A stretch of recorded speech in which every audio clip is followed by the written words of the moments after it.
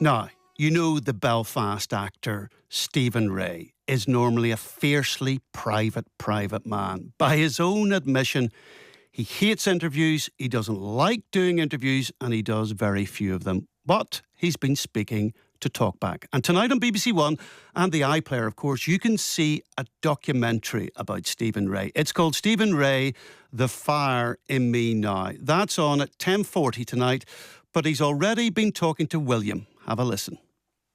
I particularly wanted to thank a lot of people who have helped me on the way. And there are many of them, you know, starting with Joe Tomilty here and Brian Friel. And everywhere I've gone, you know, I've learned things from people.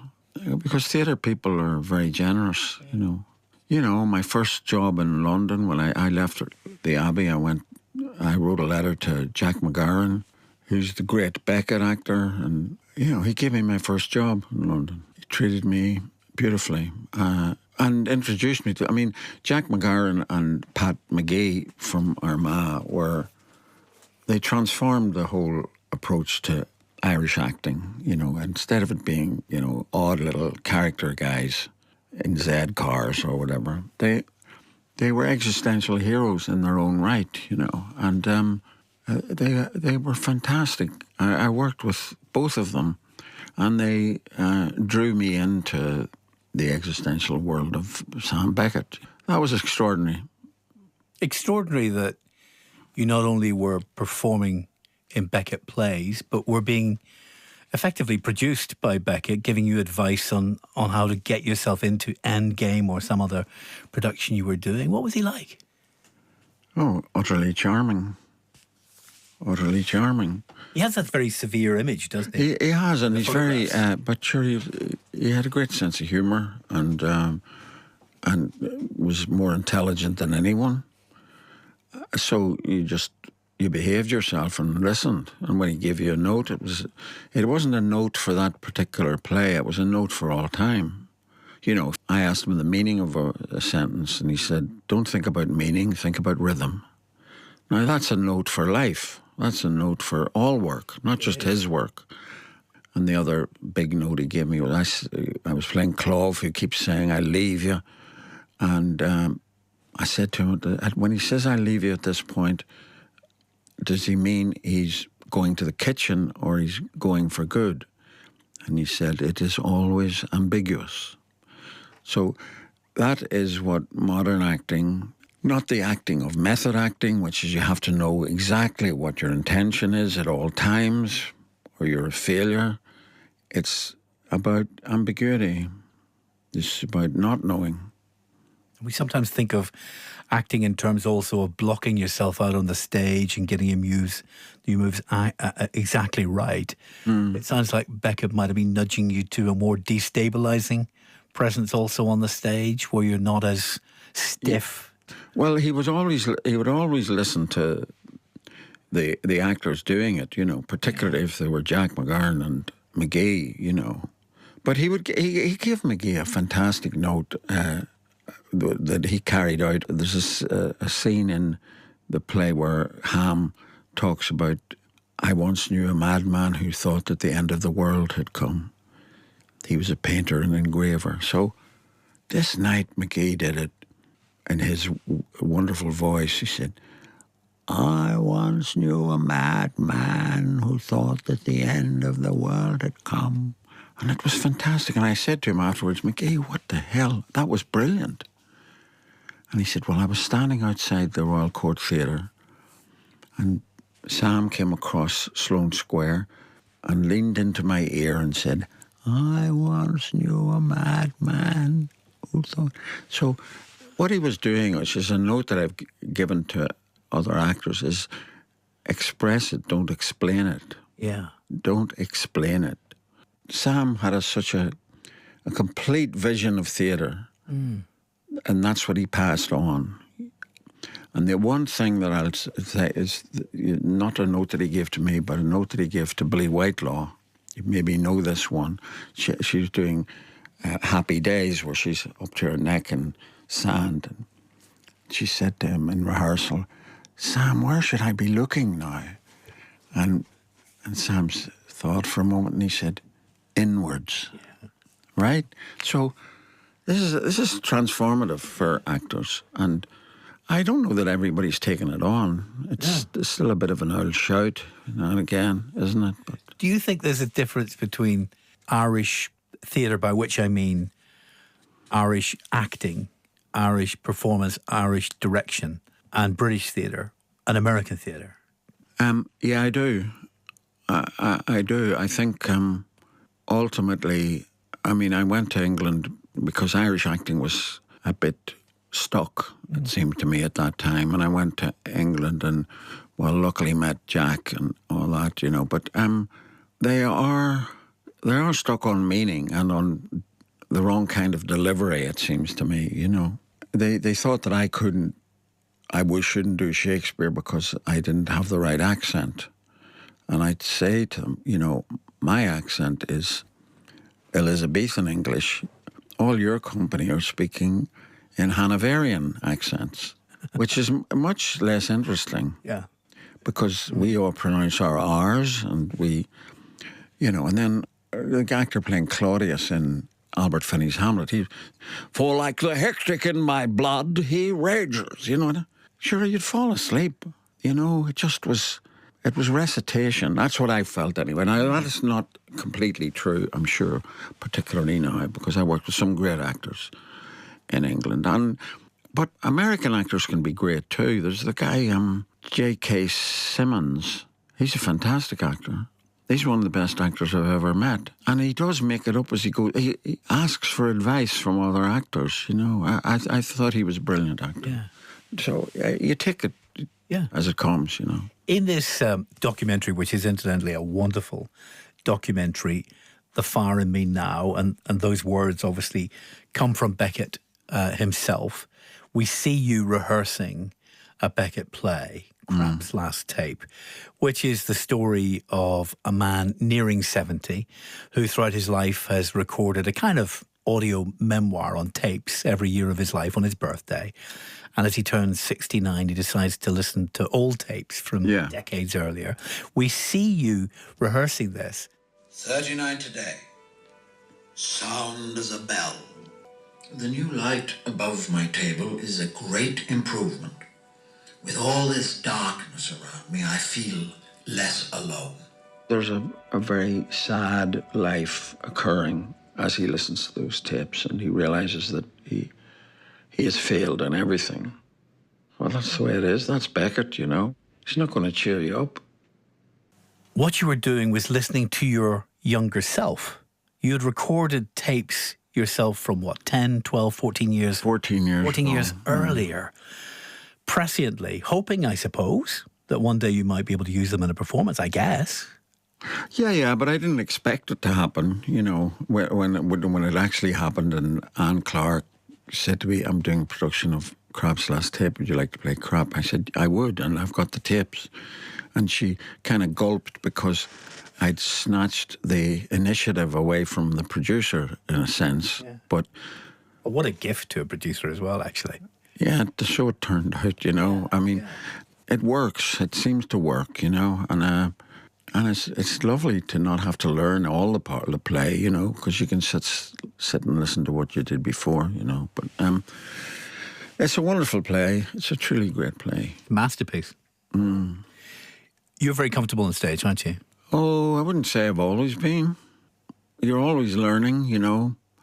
I always think as well, even if you fail in a role, you're working to get better, you know, you're learning from it. You do learn from mistakes, not just Beckett's notes, you learn from your own mistakes. You learn it if you're playing a very big role, it's your job to hand the play round to everyone who's on the stage with you. It's not just your job, you know. A lot of actors, and that's why I'm not mad about some English actors, is they hog the play if they've got all the lines. But you really mustn't do that. You must contemplate what the people listening to you have to do.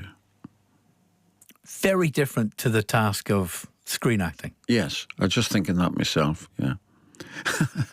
But which is much more of a miniature type experience. yeah, but it's a wonderful thing. I mean, and you're working. Actually, I love cameramen because they feed you and they absorb you.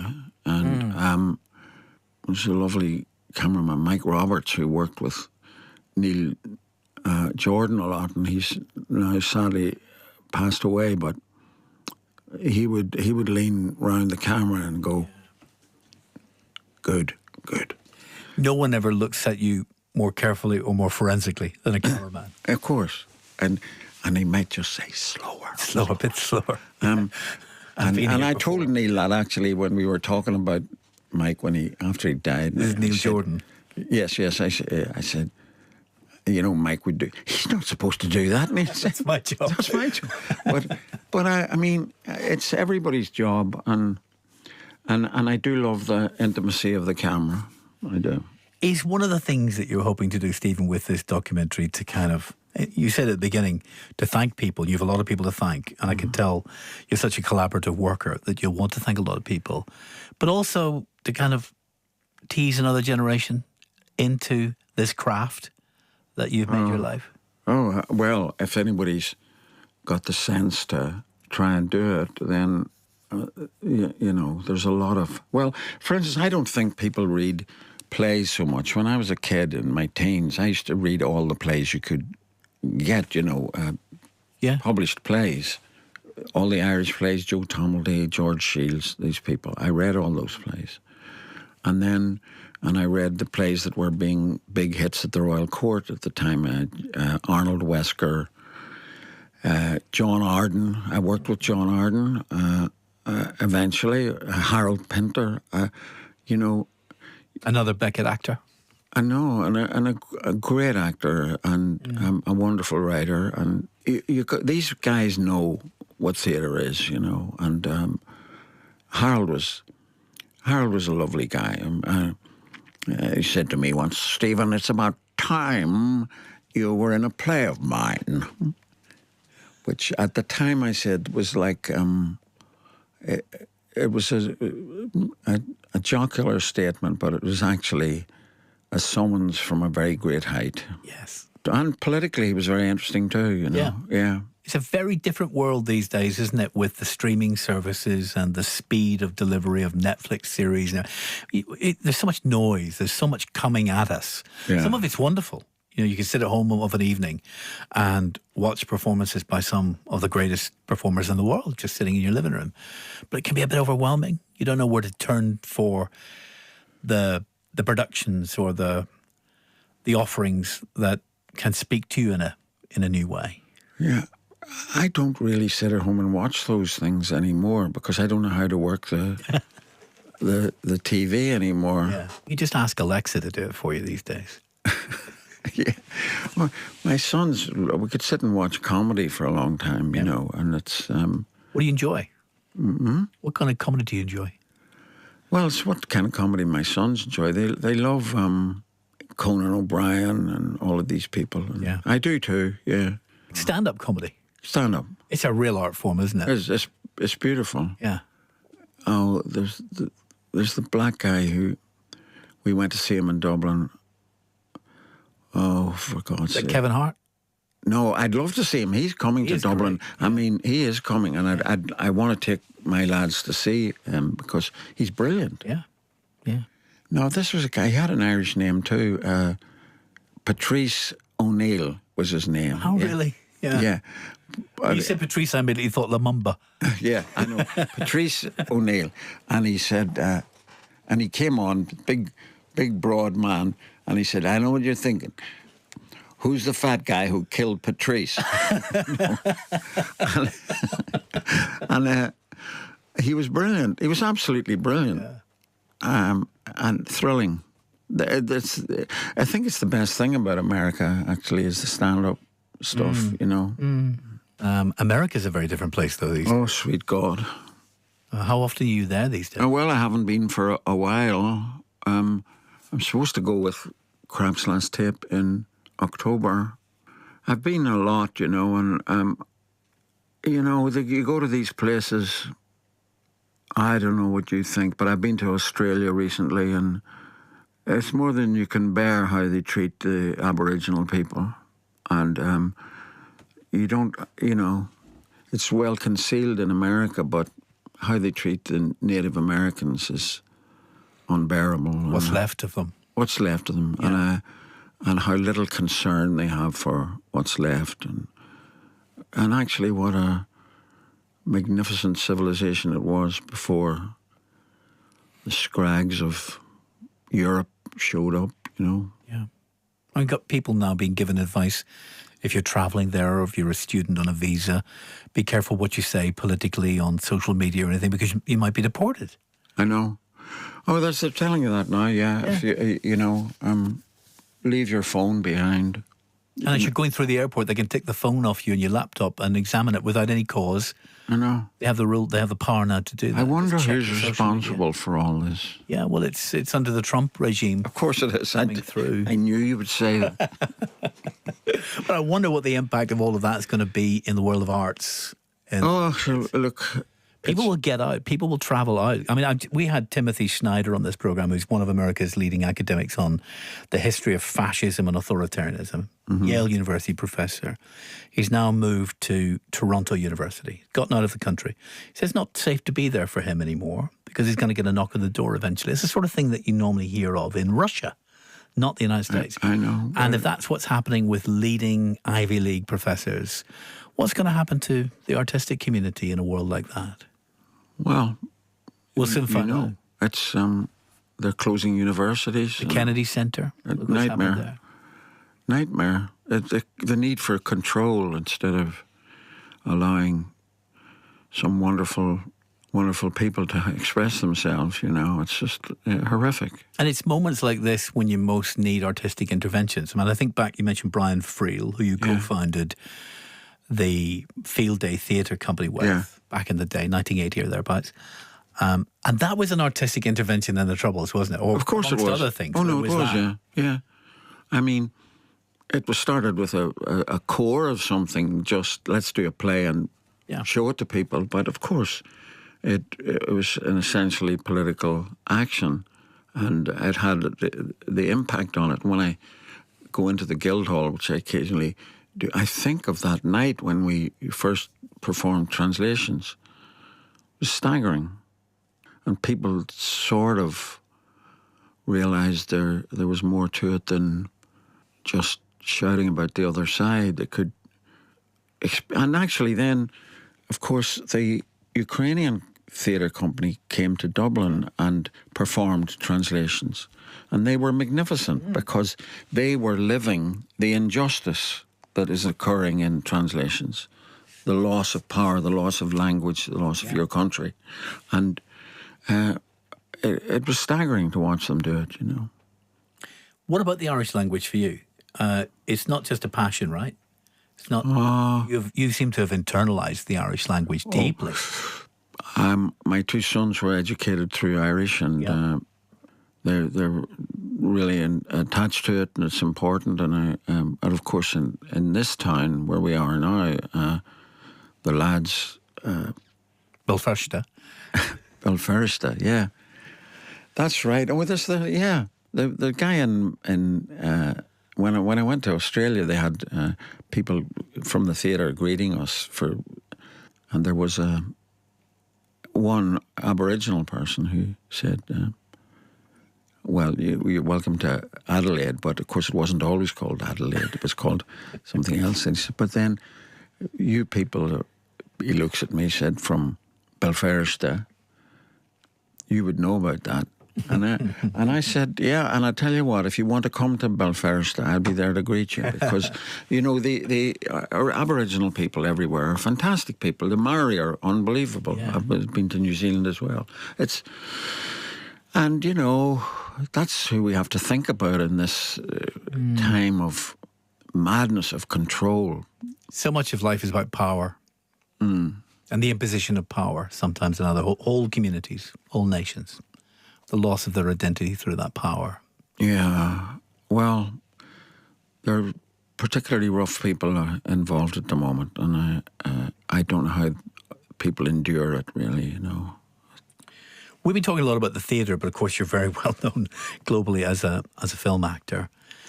And I suppose the turning point for that was The Crying Game. Yeah. For you. What was that, 1992?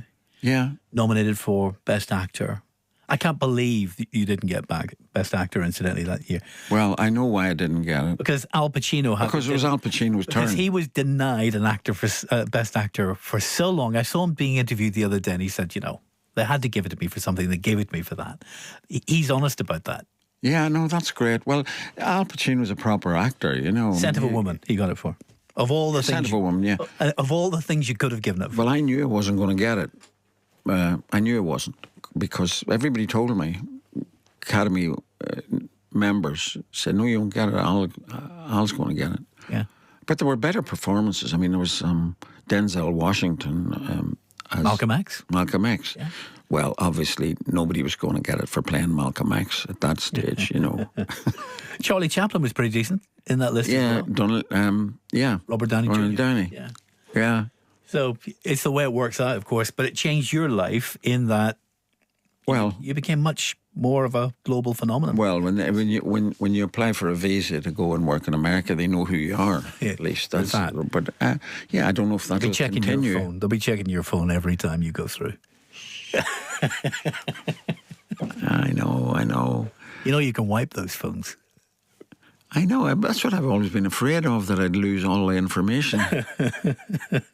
I mean, but I'm not very good with phones or anything like that. You know. Well, I mean, you got to find your talent, and you've done all right, fella, in the worlds of stage and screen. Well, I just have been. Look, I'm very determined. I was very determined, and I met people who. I mean, there's a woman called Nancy Meckler who I don't think she appeared.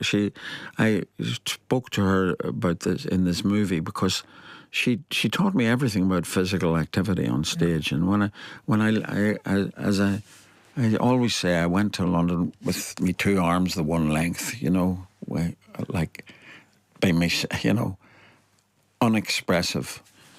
And she taught me about art in movement. In movement. Yeah. Great. We're done. We're absolutely done. You hate being interviewed, don't you? No, this has been fine. I hope I didn't... You've been great. I hate being interviewed, by the way. I love to do the interview, but I hate to be the interviewee. Right. It's a lot easier to ask questions than to answer them. Well, tell me this, William. Oh, very good. The one and only Stephen Ray turning the tables there on William, and that programme about Stephen is on BBC One tonight at 10:40. Also on the programme, an interview with the Belfast actor who hates interviews. Yes, Stephen Ray talks about 6 decades on the stage, on the screen and in the public eye, ahead of a documentary about him on the BBC tonight.